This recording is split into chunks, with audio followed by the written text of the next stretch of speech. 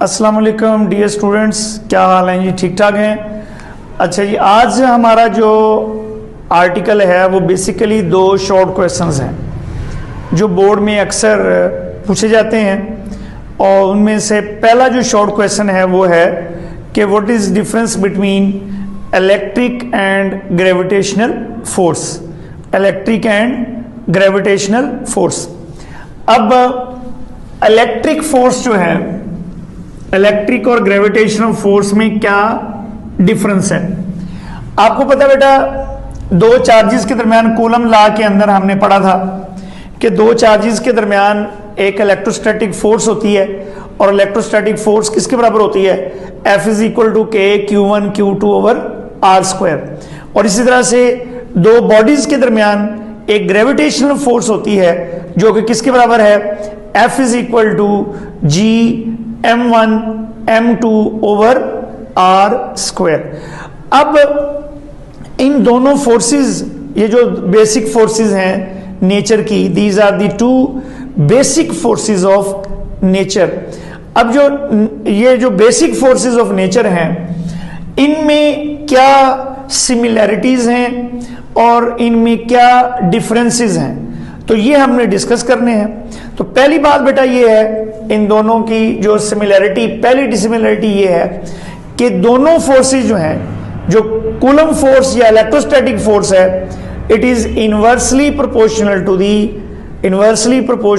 The square of the distance between the charges. और उधर क्या है?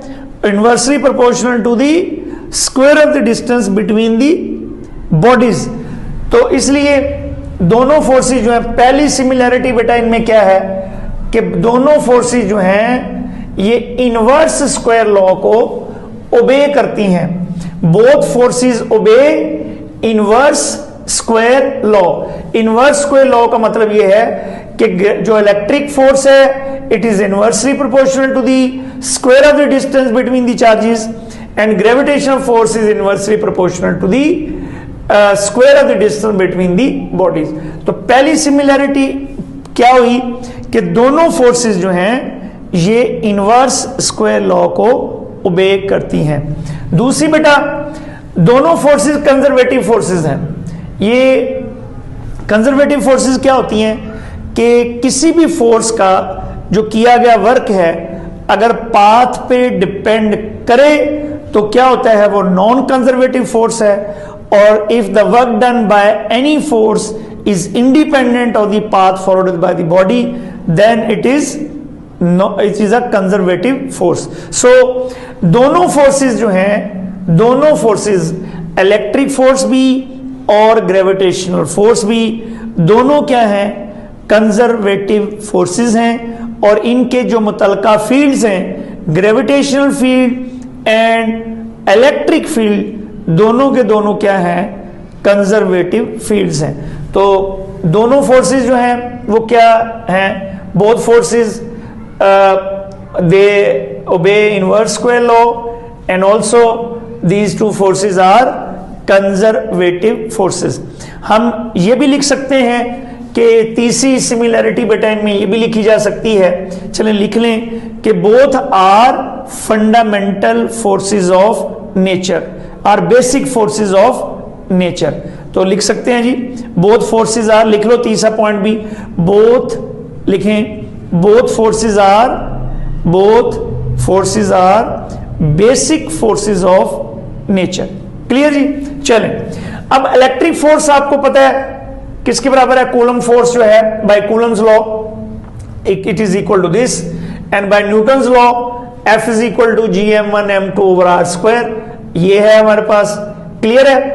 पक्की बात है। चलें, ये कूलम फोर्स ये होती है, न्यूटन फोर्स ये होती है, या ग्रेविटेशनल फोर्स ये है, कूलम फोर्स ये है। अब यहां से देखो, K की जो वैल्यू है, जो कूलम कांस्टेंट है, K की जो वैल्यू है वो क्या है? 9 × 10⁹ न्यूटन मीटर स्क्वायर पर कूलम स्क्वायर। और G की जो वैल्यू है वो कितनी है? 10⁻⁻11, 6.67 × 10⁻11। अब यहां से ये बात वाज़ेह हो गई कि K की वैल्यू चूंकि बहुत ज्यादा है, लिहाजा ये फिर क्या हुई? ये स्ट्रॉन्ग फोर्स हुई। तो electrostatic force is a strong force, चूंकि K की वैल्यू ज्यादा है इसलिए ये स्ट्रॉन्ग फोर्स है। और G की वैल्यू चूंकि बहुत कम है, इट इज वेरी स्मॉल, तो G की वैल्यू चूंकि स्मॉल है तो it is a weak force. तो दूसरा इनमें फर्क क्या बना जी, बताएं कि इलेक्ट्रोस्टैटिक फोर्स जो है ये स्ट्रॉन्ग फोर्स है और ग्रेविटेशनल फोर्स जो है ये वीक फोर्स है। ठीक है जी। अच्छा, हमने जब कूलम लॉ पढ़ा था तो उसमें हमने ये देखा था कि अगर चार्जेस के दरमियान कोई मीडियम, कोई इंसुलेटर या डाइलेक्ट्रिक रख दिया जाए तो क्या होता है, इलेक्ट्रोस्टैटिक फोर्स कम हो जाती है। तो इसलिए हम क्या लिखेंगे कि जो इलेक्ट्रोस्टैटिक फोर्स है ये मीडियम डिपेंडेंट है और जो ग्रेविटेशनल फोर्स है उसका मीडियम पे कोई इन्हिसार नहीं है between the bodies, so it is medium independent. और जो इलेक्ट्रिक फोर्स है या इलेक्ट्रोस्टैटिक फोर्स है ये मीडियम डिपेंडेंट है और ये मीडियम इंडिपेंडेंट है। क्लियर है जी। चल, उसके बाद देखिए, अगर चार्जेस एक जैसे होंगे दोनों पॉजिटिव, यानी अगर ये भी पॉजिटिव, एक पॉजिटिव दूसरा पॉजिटिव, तो क्या करेंगे, ये एक दूसरे को रिपेल करेंगे। अगर नेगेटिव नेगेटिव हो तो ये फिर क्या करेंगे, रिपेल करेंगे। अगर पॉजिटिव नेगेटिव हो तो अट्रैक्ट करेंगे। तो इसका मतलब क्या हुआ कि ये जो इलेक्ट्रोस्टैटिक फोर्स है इट मे बी अट्रैक्टिव और रिपल्सिव डिपेंडिंग अपॉन कि चार्जेस सिमिलर हैं या ऑपोजिट हैं। Similar charges attract, similar charges repel each other and opposite charges attract each other. तो इसका मतलब क्या हुआ कि ये जो इलेक्ट्रोस्टैटिक फोर्स है ये अट्रैक्टिव भी हो सकती है और रिपल्सिव भी हो सकती है। ठीक है, लेकिन जो ग्रेविटेशनल फोर्स है ये हमेशा अट्रैक्टिव है। Gravitational force is always be attractive. Clear है जी। एक बड़ा अहम फिनोमेना है कि हमने गॉस लॉ में पढ़ा था, ठीक है, कि अगर किसी चीज को आपने इलेक्ट्रिक फील्ड से बचाना हो तो हम क्या करते हैं, उसको एक मेटेलिक डब्बी लेकर, को मेटेलिक डब्बी ले लें, मेटेलिक एनक्लोजर ले लें, उसके अंदर रख दें। यानी अगर ये हमारे पास इस चीज को, इसके इर्द गिर्द एक इलेक्ट्रिक फील्ड है और हम इसको बचाना चाहते हैं इलेक्ट्रिक फील्ड से, तो हम क्या करेंगे, एक हॉलो बॉक्स ले लेंगे या एक मेटेलिक एनक्लोजर ले लेंगे, उसके अंदर इसे रख देंगे। तो इसका मतलब है ये फिर इलेक्ट्रिक फील्ड से बच जाएगा। तो इसका मतलब क्या हुआ कि इलेक्ट्रिक फील्ड को शील्ड किया जा सकता है, लेकिन बेशक आप लोहे के ड्रम के अंदर दाखिल हो जाएं, ग्रेविटेशनल फोर्स को शील्ड नहीं किया जा सकता, वो हमेशा रहेगा। ठीक है, जब तक आप फील्ड के अंदर मौजूद हैं, चाहे आप जिसके अंदर मर्जी घुस जाएं। समझ आ गई बात। तो इसलिए जो इलेक्ट्रोस्टैटिक फोर्स है इसको शील्ड किया जा सकता है और जो ग्रेविटेशनल फोर्स है it can not be shielded. तो ये थोड़े से इनमें डिफरेंसेस भी हैं और सिमिलैरिटीज भी हैं, दोनों मैंने आपको बयान कर दी हैं, बाकी आप अपनी बुक से पढ़ लें। ठीक है, उम्मीद है कि ये सारे पॉइंट्स कवर हो गए, लेकिन फिर भी अगर कोई रह गया हो तो उसको भी पढ़ लीजिएगा, कोई ऐसा मसला नहीं है। ठीक है जी, इतने भी आप इम्तिहान में लिख लेंगे तो इंशाल्लाह 2 नंबर जरूर आ जाएंगे। एक शॉर्ट क्वेश्चन कंप्लीट हो गया कि what is difference or we comparison between electric and gravitational force. Gravitational force और इलेक्ट्रिक फोर्स के दरमियान क्या कंपैरिजन है, ये हो गया जी। अब आते हैं जी वापस ये नेक्स्ट शॉर्ट क्वेश्चन की तरफ। नेक्स्ट शॉर्ट क्वेश्चन हमारा ये है, सवाल आता है, लिखें सवाल, define electron volt and prove that 1 electron volt is equal to 1.6 into 10⁻⁻19 joule. ये क्वेश्चन आता है, शॉर्ट क्वेश्चन में आता है कि इलेक्ट्रॉन वोल्ट क्या है और 1 इलेक्ट्रॉन वोल्ट इसके बराबर है। ठीक है जी, तो अब हम इसको देखते हैं कि 1 इलेक्ट्रॉन वोल्ट क्या चीज है। उससे पहले बेटा देखो, गौर करो, हमारे पास फर्ज करें ये एक पॉजिटिव प्लेट है, ठीक है, ये नेगेटिव प्लेट है, ये ऐसे इन प्लेट्स के दरमियान पोटेंशियल डिफरेंस कितना, डेल्टा वी। पोटेंशियल डिफरेंस को क्या कहते हैं, आप कैसे डिफाइन करते हैं पोटेंशियल डिफरेंस को? क्या इनके दरमियान व्हाट इज पोटेंशियल डिफरेंस? करें जी डिफाइन।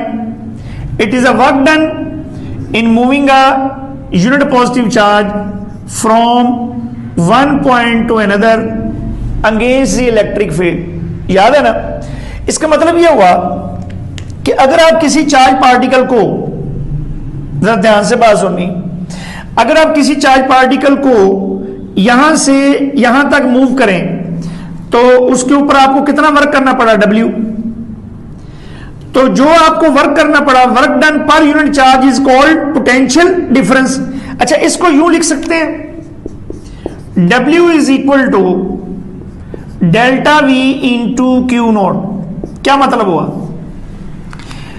इसका मतलब यह हुआ कि अगर दो पॉइंट्स के दरमियान पोटेंशियल डिफरेंस डेल्टा वी हो और दो पॉइंट्स के दरमियान एक चार्ज पार्टिकल को मूव किया जाए, कितना है वो चार्ज पार्टिकल, क्यू नॉट, तो हमें कितना वर्क करना पड़ेगा, W।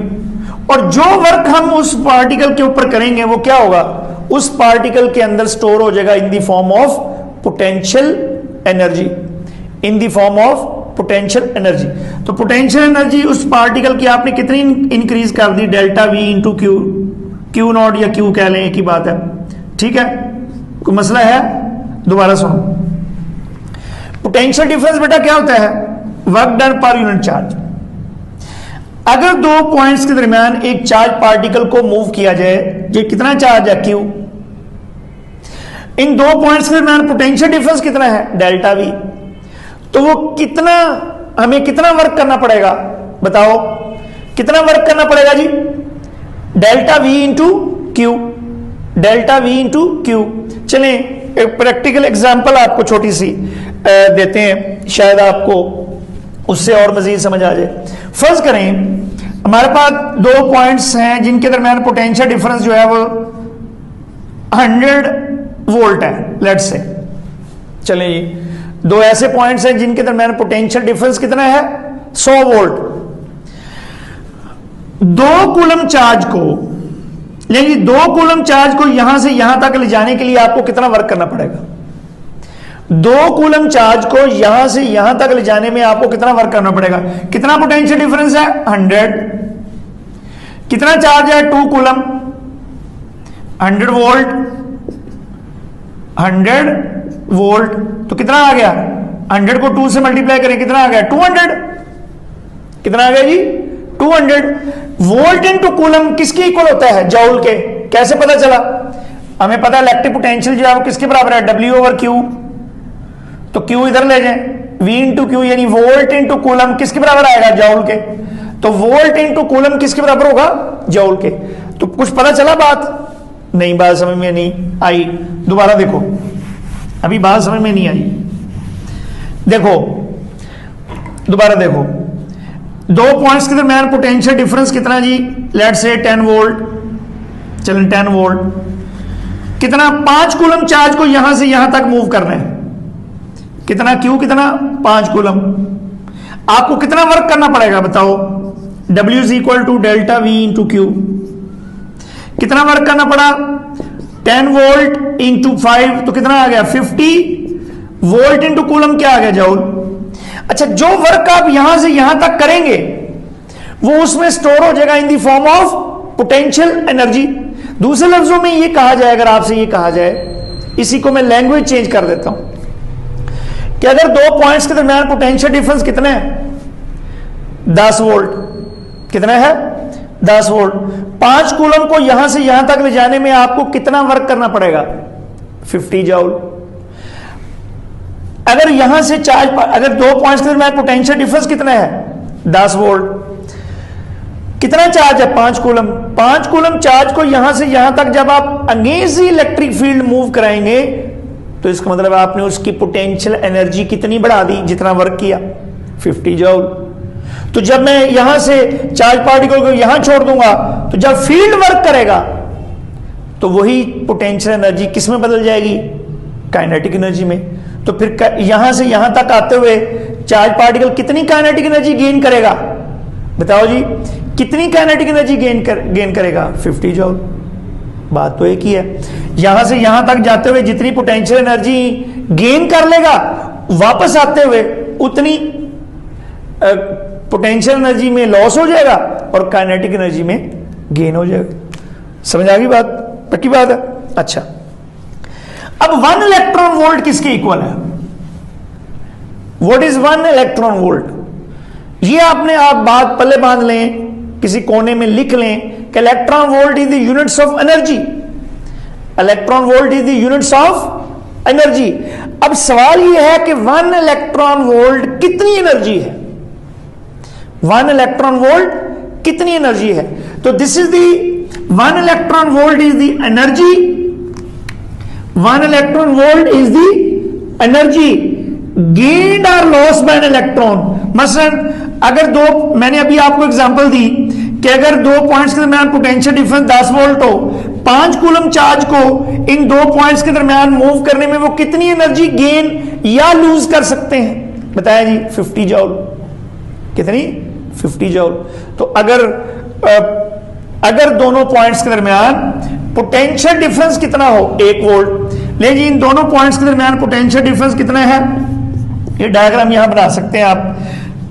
अगर इन 2 पॉइंट्स के दरमियान पोटेंशियल डिफरेंस कितना हो बताओ? 1 वोल्ट। और हमारा चार्ज कौन हो? 1 इलेक्ट्रॉन। लो जी, 1 इलेक्ट्रॉन हो, तो 1 इलेक्ट्रॉन जब मूव किया जाए 2 ऐसे पॉइंट्स के दरमियान जिनके दरमियान पोटेंशियल डिफरेंस 1 वोल्ट हो, तो वो जितनी एनर्जी गेन या लूज करेगा वो क्या कहलाएगी? 1 इलेक्ट्रॉन वोल्ट। क्लियर होगी बात? तो 1 electron volt is the energy gained or lost by an electron when it moves between 2 points whose potential difference is 1 volt. यानी 1 electron volt is the energy gained or lost by an electron when it moves between 2 points whose potential difference is 1 volt. यानी एक electron को 2 ऐसे points के दरमियान move किया जाए जिनके दरमियान पोटेंशियल डिफरेंस अगर 1 वोल्ट हो, तो वो जितनी एनर्जी गेन या लूज करेंगे उसे क्या कहते हैं? 1 इलेक्ट्रॉन वोल्ट। तो हमें पता है, पीछे मैंने अभी आपको पढ़ाया भी है कि पोटेंशियल डिफरेंस किसके बराबर होता है? W/Q। ठीक है, तो W किसके बराबर आ गया? This is the energy gain और लॉस बाय एन इलेक्ट्रॉन और एनी चार्ज पार्टिकल। तो एनर्जी गेन और loss by any charge particle किसके बराबर होगा? That is equal to this. ठीक है जी, Q into delta V। Q into delta V। इस फॉर्मूले से डेल्टा V is equal to W/Q। W is equal to delta V into Q। अच्छा, अगर ये एनर्जी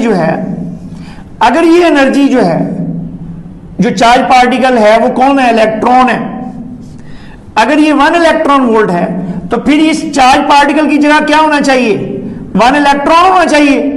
और पोटेंशियल डिफरेंस कितना होना चाहिए? 1 वोल्ट। लेकिन अगर चार्ज पार्टिकल इलेक्ट्रॉन हो और पोटेंशियल डिफरेंस कितना हो? 1 वोल्ट। ऊपर वाली कंडीशन प्रूव होगी ना? वही वाली होगी ना कि पोटेंशियल डिफरेंस कितना है? 1 वोल्ट। चार्ज कौन सा है? 1 इलेक्ट्रॉन। तो वो जितनी एनर्जी अब गेन करेगा उसे क्या कहते हैं? 1 electron volt. So 1 electron volt is equal to charge कितना होना चाहिए? 1 इलेक्ट्रॉन। पोटेंशियल डिफरेंस कितना होना चाहिए? 1 वोल्ट। तो 1 इलेक्ट्रॉन पे चार्ज कितना होता है? मिलीकेन ने कितना फाइंड आउट किया था जी? द चार्ज ऑन 1 इलेक्ट्रॉन कितना जी? 1.6 इंटू 10⁻⁻19 कूलम। 1.6 into 10⁻⁻19 coulomb. तो पोटेंशियल डिफरेंस कितना आ गया? 1 वोल्ट। वोल्ट इंटू कूलम किसके बराबर है? जूल के। So 1 electron volt is equal to 1.6 into 10⁻⁻19 joule. 1 electron volt is equal to 1.6 into 10⁻⁻19 joule. अच्छा, यहां पर ना एक एमसीक्यू आ जाता है जी कि 1 इलेक्ट्रॉन वोल्ट तो इतने जूल के बराबर है। 1 जूल किसके बराबर है? इसको नीचे ले आओ तो वो आप मल्टीप्लाई करेंगे 6.25 इंटू 10⁻18 इलेक्ट्रॉन वोल्ट बन जाएगा। यानी ये उलट भी आ जाता है। इसको बेटा 1 इलेक्ट्रॉन वोल्ट इसके बराबर है तो 1 जूल किसके बराबर होगा, इसको डिवाइड करें नीचे ले जाकर, तो ये आंसर आ जाएगा। क्या आंसर आ जाएगा, 6.25 × 10⁻18 इलेक्ट्रॉन वोल्ट। तो इलेक्ट्रॉन वोल्ट किसके यूनिट है, एनर्जी के यूनिट है। किसके यूनिट हैं जी, एनर्जी के यूनिट्स हैं। बात समझ में आ गई। और काफी छोटे यूनिट हैं, आप ये देख लें कि 1.6 × 10⁻19 जूल के बराबर है, यानी काफी बहुत ही छोटे यूनिट हैं। बात समझ में आ गई। तो आज आपने क्या पढ़ा है, 2 शॉर्ट क्वेश्चंस पढ़े हैं। कौन कौन से, इलेक्ट्रिक और ग्रेविटेशनल फोर्सेस में क्या डिफरेंस है, क्या फर्क होता है, और दूसरा आपने क्या पढ़ा है कि 1 इलेक्ट्रॉन वोल्ट क्या है, और 1 इलेक्ट्रॉन वोल्ट जो है वो कितनी एनर्जी के बराबर है, कितनी जूल के बराबर है जी, 1.6 × 10⁻19 जूल। और 1 जूल कितने इलेक्ट्रॉन वोल्ट के बराबर है, उसको उलट कर दें, जा डिवाइड करके आंसर निकाल लें, तो कितना आएगा, 6.25 × 10⁻18 इलेक्ट्रॉन वोल्ट।